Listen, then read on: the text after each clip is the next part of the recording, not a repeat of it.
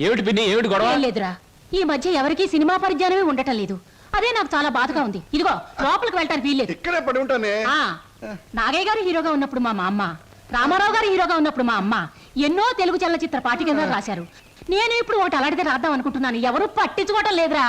పిన్ని, నువ్వు ఎవరిని ఏం అడగకూడదు. అడిగితే నీకు తెలిసిన విషయాలు వాళ్ళు ముందే తెలుసుకొని నీకంటే ముందే వాళ్ళు బుక్ రాసేస్తారు. అందుకని నీలోనే ఉంచుకో. నీకు ఒకటి తెలుసా, నీ బుక్ కవర్ పేజ్ బొమ్మ బాపు గారి చేతి వేస్తున్నాను. అలాగా? ఫ్రంట్ పేజ్ ఏమిటో తెలుసా? ఏమిటి? రమ్ పమ్. చాలా బాగుందిరా. బ్యాక్ పేజ్ మీద సుత్తి కూడా వేయించు, రాంగ్ ముదిరిపోతుంది. మీరు ఊరుకోండి. నా బాబే, నువ్వు ఒక్కడవేరా నన్ను అర్థం చేసుకున్న వాడివి. ఇంకెప్పుడు ఎవరిని ఏమి అడగను, మిమ్మల్ని తప్ప. ఒరే, అంతా బాగానే మేనేజ్ చేసావురా, కానీ నన్ను మాత్రం బతికించలేకపోయావు. మీ పిన్ని. బాబాయ్, పిన్ని ముందు నువ్వేమన్నాను, పిన్ని వెళ్ళాకన్నావా? నేను ఊరుకోను. ఓహో, నువ్వు దాని పార్టీ కదా. అవును, పిన్నంటే ఎవరనుకున్నావు? మా అమ్మ. ఒరే, ఇది ఏనాటి బంధంరా. 15 సంవత్సరాల క్రితం మీరెవరు మేమెవరు అనుకోకుండా నాకు దొరికారు. ఈ 15 సంవత్సరాల్లో మేము మీకే ఆప్యాతలు కురిపించామో తెలియదు, కానీ మీరు మా కన్నబిడ్డల కంటే ఎక్కువైపోయారా. అది మా అదృష్టం బాబాయ్. నువ్వు లేకపోతే మేమేమైపోదు. చూడమ్మా, రిటైర్డ్ స్టేషన్ మాస్టర్ గా చెప్తున్నాను, పచ్చ జెండాకి పరిగెత్తే రైలుకి బంధుతో ఉండక్కర్లేదురా. పచ్చ జెండా ఊగిందంటే రైలు పరిగెత్తి తీరాలే, దాని డ్యూటీ. రైలు పరిగెత్తే ముందు పచ్చ జెండా ఊగాలే, దాని బాధ్యత. మన బంధుత్వాలు కూడా అంతేరా. అయ్యో, టైం అయింది బాబాయ్. నువ్వు ముందు సరిగ్గా నిలబడు. ఇప్పుడు బయలు. ఓకే, నువ్వు రామ్మా. వెళ్ళొస్తాం. త్వరగా వచ్చేయండి. అలాగే బాబాయ్. 1969లో నా కర్మకాయలు నిన్ను పెళ్లి చేసుకున్నాను. ఎక్కడికెళ్తారు? ఇప్పుడు ఆపే ఉంటే చంపేస్తాను. అమ్మా, పేపర్.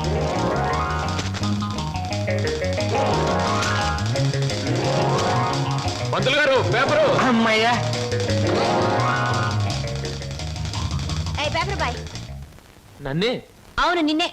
నా పేరు పేపర్ బాయ్ కాదండి, వీర వెంకట విజయ శ్రీనివాస్ వరప్రసాద్. పూర్తిగా పిలవలేని కొంతమంది బద్దకస్తులు శ్రీనివాస్ అంటారు. ముచ్చటగా ముద్దుగా పిలవాలనుకున్న వారు సీను అంటారు. సుబ్బమ్మ గారు. నా పేరు సుబ్బమ్మ కాదు, లలిత. ఓహో, మరి మిమ్మల్ని ముద్దుగా విని పిలుస్తారు లల్లి అనా? పిల్లి అని. నీకెందుకు? పేరు లలితంగా ఉంది, పర్సనాలిటీ లలిత లావణ్యంగా ఉంది. ఏమిటి వెటకారంగా ఉందా?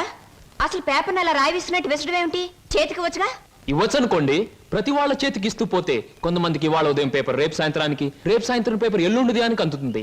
అందుకని కొన్ని విసరాలి, కొన్ని ఎగరేయాలి, కొన్ని చేతికి ఇవ్వాలి. నేను ఎంత గట్టిగా విసిరినా పడే వాళ్ళ చేతిలో అది పువ్వులా పడటం మన టాలెంట్. చాలండి, మీరు వెళ్ళొచ్చు. చూడండి, ఆ పేపర్ లో పేజ్ నంబర్ 4 కాలం నంబర్ 3లో ఆడవాళ్ళకు పనికొచ్చే ఉద్యోగాల ప్రకటన ఉంది. నేను ఉద్యోగం కోసం ప్రయత్నిస్తున్నట్టు ఇతనికి ఎలా తెలుసు? ఏమేం మరదలా, ఆ పేపరు నీకు ముందే తెలుసా? ఏంటే రోడ్డు మీద పరాగడితో పరాసుకెళ్ళటే చెప్పా. పరాయివాడు కాదు, అతను నా బాయ్ ఫ్రెండ్. ఏటే బాయ్ ఫ్రెండా? చెట్టంత బావగారిని, నీ ఎక్కకు మొగుణ్ణి, నేనుండగా ఆడేవాడే బాయ్ ఫ్రెండ్. బాయ్ ఫ్రెండ్ అయినా, మ్యాన్ ఫ్రెండ్ అయినా, ఫ్రెండ్ ఫ్రెండ్ అయినా అని నేనే. ఇదిగో, రోజు రోజుకి నువ్వు హద్దు మీరుతున్నావు, జాగ్రత్త. ఆహా, నన్ను జాగ్రత్త అన్నది గొప్పదాని అయిపోయావా? చూడవే, నీ చెల్లెలు నన్నే పట్టుపట్లాడించేస్తుంది. మంచి గొడ్డుకో దెబ్బ, మంచి మనిషికో మాట అన్నారు. మాటతో మారటానికి నువ్వు మనిషివి కాదు, 4 బాదడానికి గొడ్డువి కాదు. విన్నావటి నీ చెల్లెలే ఉంటుందో? నీ మనిషిని కాదట, పశువుని కాదట.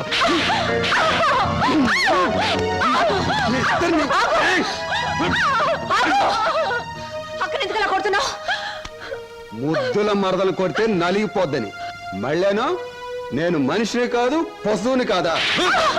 ఇదిగో, నేను బ్రతిమాలుతున్నాను, అక్కడేం చేయకు. చిచి, నువ్వు ఇతన్ని బ్రతిమలాడటం కంటే నేను తన్నులు తినటమేనయ్యో. ఈ దుర్మార్గుడికి ఇది అలవాటేగా. ఊరుకోక. ఓసస్, మీ అక్క చెల్లెల పరామర్శ చాలుగానే మీ ఇద్దరితో వాదించి నా వాళ్ళు చీదర కొట్టింది. స్నానానికి నీళ్ళు పెట్టండి. ఊరుకోక. ఇది రోజు ఉండే బాగోతమే కదమ్మా. ఎలాగో ఇన్నాళ్ళు హాస్టల్లో ఉండి చదువుకున్నావు. ఉద్యోగం దొరికే వరకు కూడా ఆ హాస్టల్లోనే ఉన్నా బాగుండేది. సరే, తొందరగా బయలుదేరు, నీకు ఇంటర్వ్యూకి టైం అవుతుంది. ఈసారైనా ఉద్యోగం వస్తే ఆ 7 కొండల వాడి దగ్గరికి నడిచొస్తానని మొక్కుకున్నాను.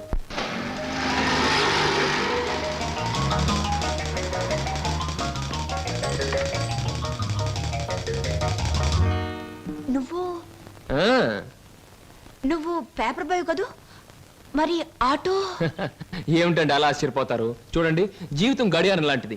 1 నుంచి 12 వరకు నడిచే ముళ్ళు ఒక్కో చోట ఒక టైం నుంచి పెడతాయి. అలాగే నేను గడియారంలో ముళ్ళు లాంటి వాడిని. జీవితంతో పోటీ పడి తిరుగుతూనే ఉంటాను, గెలుస్తూనే ఉంటాను. పదండి పదండి. నువ్వెక్కడికి? ఎక్స్క్యూజ్ మీ, నేను ఇంటర్వ్యూకేనండి. నువ్వు ఇంటర్వ్యూకా? నేను బిఏ పాస్ అయినండి. ఆశ్చర్యపోకండి, ఇంటర్వ్యూ అయ్యాక తీరిగ్గా కూర్చొని ఏ కూల్ డ్రింక్ తాగుతూ ఆశ్చర్యపోతారు కానీ. Okay, yes, sit down. మీ అందరికీ ఒకే ఒక ప్రశ్న వేస్తాను, దానికి మీరు సమాధానం చెప్పాలి. నాకు నచ్చిన సమాధానం చెప్పిన వాళ్ళకి అపాయింట్మెంట్ ఆర్డర్ వస్తుంది. Okay okay okay sir. ఏమనుకుంటావమ్మా? ఏమున్నాయి?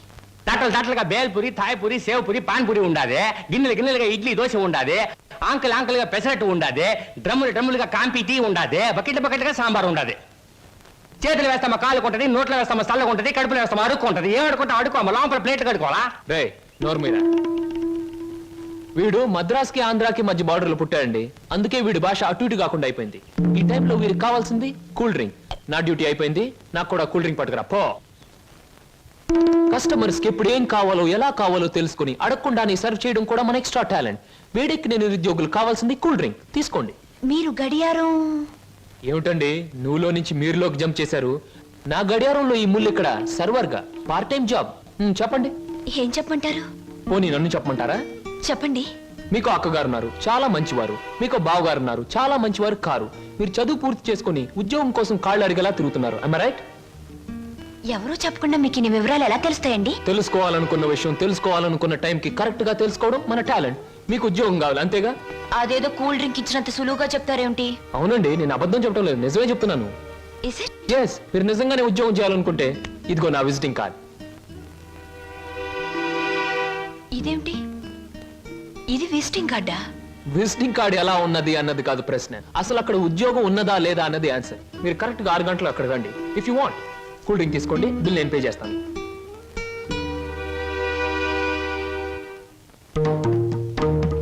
నమస్తే. ముందు నా సేవకులకు నమస్కరించిన తరువాతే దేవుడికి నమస్కరిస్తా. మీ పనులు మీరు చేసుకోండి.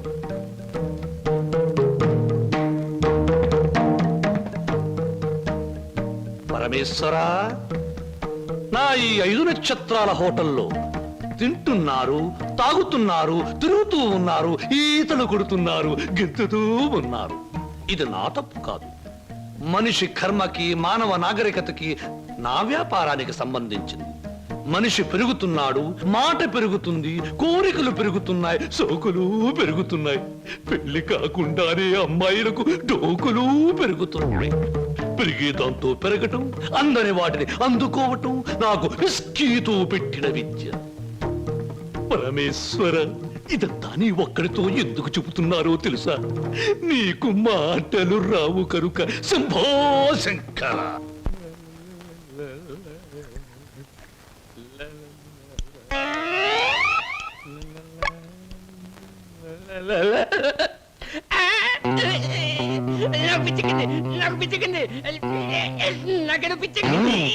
Good morning sir. ఏమిట్రా తల పిక్కుంటున్నావు? పేలుగాని పట్టాయా లేక దేంగని పట్టి? లేదు సార్, గ్లాస్ లో పోసిన విస్కీ మాయమైపోతుంది సార్. ఏదైనా మందు పిచ్చి పట్టిన దయ్యం ఎవరికీ కనిపించకుండా రహస్యంగా తాగేస్తున్నామోనని నాకు అనుమానంగా ఉంది సార్. దెయ్యం మందు నువ్వే తాగేస్తున్నావేమో? అయ్యో బాబోయ్, నేను తాగలేదు సార్. మా అమ్మాయి తోటి మా నాన్న మీద. ఆగు ఆగు ఆగు, నా కళ్ళ ముందు పోయి చూస్తా.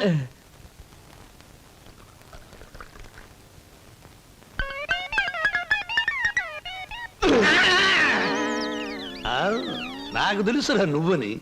ఒరేయ్, నీకు నెల నెలా జీతం ఇస్తున్నాను, సుందరాంగుల్ని తీసుకొచ్చినందుకు సుంకం ఇస్తున్నాను, అబద్ధాలు ఆడినందుకు కమిషన్ ఇస్తున్నాను. ఇంత చేసినా నువ్వు బారు మీద పడి పీపాలు తాగడం న్యాయమట్రా? నేను దాటలేదండి. ఆ బ్రాంతియే నన్ను రారా నాన్న నన్ను తాగు అంటుంది, తాగుతున్నాను. ఒరే నిశాచరా, ఏం సమాచారా? పురుగుల మందు పిలుస్తోంది, ఎండ్రిని పిలుస్తోంది, ఎలకల మందు పిలుస్తోంది, గేదె కుడితే పిలుస్తోంది. తాగతావా? ఇక నేను భరించలేను. అన్నమ్మా, నువ్వు మేచినా ఎంత బాధపడి ఉండేవాడిని కాదు. మీ సొమ్ము తిని బతుకుతున్నానా? మీ బ్రాంతి దాగి బతుకుతున్నానా? నా మేనవాడు మేనల్లుడు పేరు చెబితే ఆ సీతారాం బాబు నేను అడిగినంత డబ్బు ఇస్తాడు. వెళ్ళిపోతా. ఊరికేరా, నువ్వు విడిపోతే నాకు ఉపశాంతి ఎలా ఉంటుంది? కాకపోతే నాకు ఉపశాంతి లేదే. శంభో శంకర. ఒరే నిశాచరా, ఏమి సమాచారం? నీ ఇష్టం వచ్చినంత తాగుతూ ఉండరా. మహాప్రసాదం.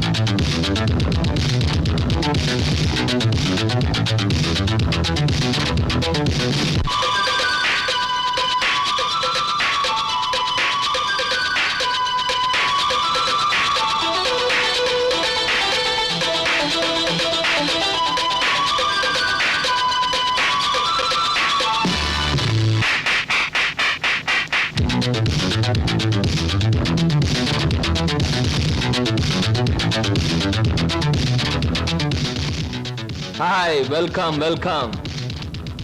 ఏమిటి ఈ డాన్సులు గెంతులను చూస్తున్నారా? మేమంతా సరదా కోసం ఈ డాన్స్ చేయట్లేదండి. విరాట మహారాజు నర్తనశాల చూసే వాళ్లకు నాట్యమందిరంలా కనపడవచ్చు, కానీ అదే పాండవులకు ఆశ్రయం ఇచ్చింది, పాపాత్మునైన కీచకుడిని పతనం చేసింది. ఇది అంతేనండి, ఎంతో మంది నిరుద్యోగులకు ఆశ్రయం, నిరుత్సాహమైన కీచకుడి పతనం. అందుకే దీని పేరు నర్తనశాలని పెట్టాం. మేమంతా చదువుకొని ఉద్యోగాలు రాక, బల్ల కింద లంచాలు ఇవ్వలేక, మంత్రి గారి రికమెండేషన్ తేలేక, నిరుత్సాహంతో చావలేక, దాన్నే ఉత్సాహంగా మార్చుకొని స్టేజ్ పర్ఫార్మెన్స్ ఇస్తూ ఆ ఆదాయాన్ని పంచుకుంటున్నాం. మీరు మా జాతి వాళ్ళే అని పసిగట్టి మిమ్మల్ని మా నర్తనశాలకు ఆహ్వానించాం. అంటే మీరు నాకు ఇస్తానన్న ఉద్యోగం ఇదా? అవునండి. మరి నాకు డాన్స్ రాదే? మా నర్తనశాలలో అడుగు పెట్టినప్పుడే మీకు సగం డాన్స్ వచ్చినట్టు. I'm the master, you are the student, we are the best. ఏమయ్యా, సార్, ఈ రామాపురంలో భూములు అమ్మేస్తేనే బెటర్ అనుకుంటాను. మంచిది అనుకుంటే అలాగే చేయండి సార్. సార్, పొద్దుటి నుంచి అబ్బాయిగా నన్ను చంపేస్తున్నారండి. దేనికి? ఏదో ముఖ్యమైన విషయం మాట్లాడాలంట. అలాగే అడగమను. Good morning daddy. Good morning daddy, అది రే, మగవాడికి పెరిగితనం అసహ్యమైన లక్షణం. ఏమిటో చెప్పు. అది చెప్పు. అదే డాడీ, ఫియట్ కార్ తీసుకెళ్తాను. అలాగే తీసుకెళ్ళు. అంతేనా? అంతేనా అంటే డాడీ, డ్రైవర్ లేకుండా వెళ్తాను. అమ్మయ్యా, ఎంత కాలానికి ఓ మంచి మాట విన్నానరా నీ నోటమట. ఈ మాత్రం చెప్పడానికి ఇంత భయం అయితే రేపు పొద్దున్న ఈ ఆస్తి ఫ్యాక్టరీలు ఎలా చూసుకుంటావురా? అప్పుడు చాలా ధైర్యం వచ్చేస్తుంది డాడీ. ఎందుకనో? అప్పుడు నువ్వు ఉండవుగా. అయ్య బాబోయ్, దండాలు దండాలు. ఫియట్ కార్లో వెళ్తున్నాను. ఎలాంటి బాబు? అయ్యా, ధర్మ ప్రభువులు. ఏం నాగయ్య, పిల్లలు బాగున్నారా? తమ దయ వల్ల అంతా చల్లగా ఉన్నారు బాబు. చీరుగాడు పెద్ద ఇంజనీర్ చదువుతున్నాడండి. లక్ష్మి ఇంటర్ చదువుతాడండి. అన్ని ఫస్ట్ క్లాసులే. 15 రోజుల్లో ఏవో పరీక్షలు జరుగుతాయంట. కాత ఫీజు అది. దానికి అంత మొమ్మాట పడతావు ఏమిటయ్యా? ప్రతి నెలా పట్టుకెళ్తున్నావుగా. ఎంత కావాలి? 1747 రూపాయలు 52 పైసలండి. దారి ఖర్చులు తమదయ్యా. ఓ 2000 రూపాయలు ఇచ్చి పంపు. అయ్యా, మీది మనసు కాదండి, ఎన్నపోస. మీరు లేకపోతే ఆ పిల్లలు రోడ్లు అప్పటి అడుక్కు తినేవాళ్ళు. అది సరేగా నాగయ్య, ఇన్నేళ్ళైనా పిల్లల యోగక్షేమాలైతే నాకు చెబుతున్నావు గాని వాళ్ళని ఒక్కసారి కూడా చూపించలేదు. పిల్లల్ని ఒకసారి చూడాలనుంది. చూపిస్తానయ్యా, తప్పకుండా చూపిస్తాను. తమరు గర్వపడేలాగా చూపిస్తాను. ఈ చల్లన్నేళ్ళలో పెరిగిన 2 మొక్కలు సెటిల్ అయిన వెంటనే, అంటే వాళ్ళ చదువు పూర్తయిన వెంటనే మీకు చూపిస్తానయ్యా. పెళ్లి చేసుకుని ఇల్లు కట్టుకుని హాయిగా ఫియట్ నడపాలో. పెద్ద సొంతంగా ఫియట్ కార్ నడుపుకొచ్చినంత మాత్రాన్ని ఇన్ని కూని రాగాలు తీయక్కర్లేదు. అవును, మన పెళ్లి విషయం మీ నాన్నగారిని అడుగుతానని చెప్పావు, అడిగావా? అసలు ఆ విషయం అడుగుదానే వెళ్ళాను. పెళ్లి చేయి డాడీ అని బదులు ఫియటి డాడీ అని వచ్చింది. ఆయన ఇచ్చారు, నేను వచ్చాను. పెళ్లి కాకుండా కొడతావేంటి? బాగుండదు. ఇలా నీ మూతి నేను, నా మొహం నువ్వు చూసుకుంటూ కూర్చుంటే చూసే వాళ్ళందరికీ లోపం అవుతాం, లేకపోతే ముసలి వాళ్ళం అవుతాం. అసలు అడుగుతావులే. అది కాదు వారు, అసలు అడగడానికి నాకేం భయం లేదు. కానీ పెళ్లి మాట ఎత్తేసరికి ఒప్పుకుంటారో లేదో అని భయం వేసి నోట్లోంచి రకరకాల మాటలు వస్తున్నాయి కానీ మన పెళ్లి మాట రావట్లేదు.